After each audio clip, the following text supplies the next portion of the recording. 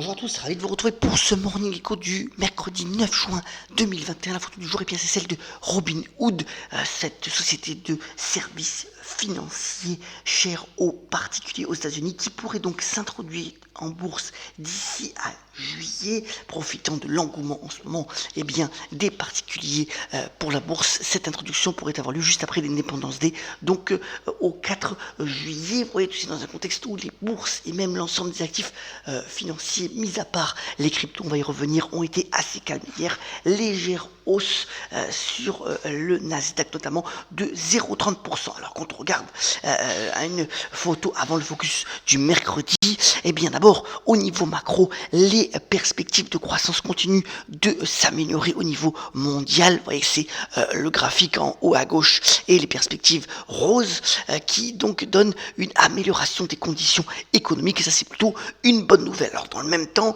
c'est en haut à droite, c'est un indice de risque calculé par Bank of America qui démontre qu'on est au plus bas niveau d'appréhension du risque depuis février 2020 et qui favorise bien entendu les actifs risqués. Alors c'est pas le cas pour les crypto-monnaies qui ont quand même assez baissé hier de l'ordre de 10% pour le Bitcoin et pour les autres grandes crypto-monnaies. Toujours pas mal de craintes par rapport aux menaces de régulation. Et vous voyez que finalement la performance du Bitcoin est passée en dessous de celle notamment des actions et des matières premières depuis le début de l'année, fait assez rare pour le souligner. Alors dans ce contexte un petit peu idyllique pour les actifs risqués, bien les investisseurs continuent toutefois d'accumuler les obligations liées à l'inflation pour se protéger contre la hausse des prix. On aura demain donc la publication de l'inflation aux États-Unis. Alors pour le moment on parle d'inflation temporaire, on verra si ce mouvement s'avère. Mais voilà donc pour le tableau global aujourd'hui, toujours donc favorable aux actifs risqués. Alors on est mercredi, voici le focus du jour. Il est consacré donc au réseau social Pinterest. C'est que ce réseau social qui est basé sur le partage de photographies, qui est une source d'inspiration, qui a aujourd'hui plus de 450 millions d'utilisateurs actifs, 20 millions en France, et focalise notamment sur le domaine de la beauté, de la décoration, du voyage et de la mode, et veut donc migrer de plus en plus, monétiser l'engouement de ces utilisateurs pour vers le e-commerce. Alors il a étendu son partenariat avec notamment la société Shopify. L'idée c'est d'intégrer donc, et c'est le cas maintenant depuis le 6 juin en France, au Canada, donc bien sûr aux États-Unis, en Australie, en Allemagne,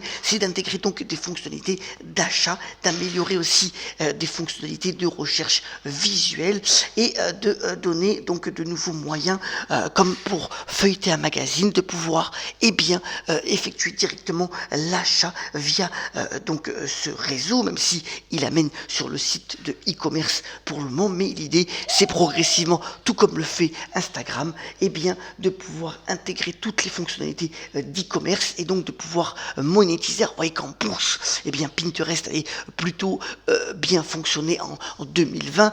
Depuis le début de l'année, c'est plus contrasté, même si les revenus restent en hausse. Et il est vrai que avec ces nouvelles fonctionnalités, le réseau pourrait de nouveau connaître une croissance assez significative. Et donc, c'est à suivre dans les prochaines semaines et les prochains mois. Alors comme d'habitude, c'est mercredi, deux focus du jour sur deux films. D'abord, on avait déjà parlé dans cette chronique, l'excellente Frances McDormand dans le film No Man's Land, celle d'une femme paumée qui a tout perdu et qui fait le tour des États-Unis. Elle est absolument phénoménale selon l'avis des spécialistes. 3 Oscars pour ce film.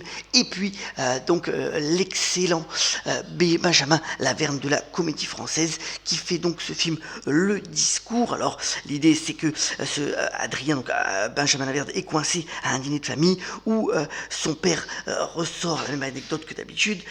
Maman sert toujours son gigot et sa sœur écoutent son futur mari comme si c'était Einstein, et lui on lui demande de préparer un discours de mariage, et là il est absolument ébouriffant, comme toujours excellent, et donc c'est vraiment un film pour pouvoir s'amuser un petit moment. Donc voilà le discours qui sort aujourd'hui sur les écrans avec donc la deuxième partie du déconfinement.